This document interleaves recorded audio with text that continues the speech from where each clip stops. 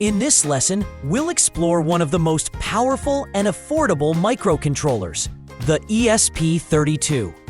The ESP32 is a 32-bit microcontroller developed by Espressif Systems. It features a dual-core processor, built-in Wi-Fi and Bluetooth, and a rich set of peripherals. Key features: the ESP32 has two Tensilica Extensa LX6 cores, running at up to 240 MHz. This makes it ideal for multitasking.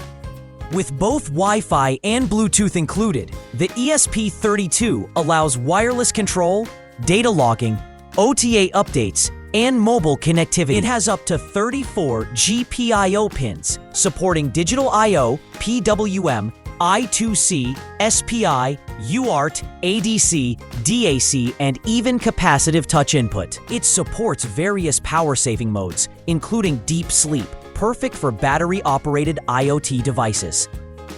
Whether you're building a smart home system, a portable sensor logger, or a wireless robot, the ESP32 gives you performance, connectivity, and flexibility. In upcoming lessons, we'll see how to set up the ESP32, write code, connect components, and build real projects with it.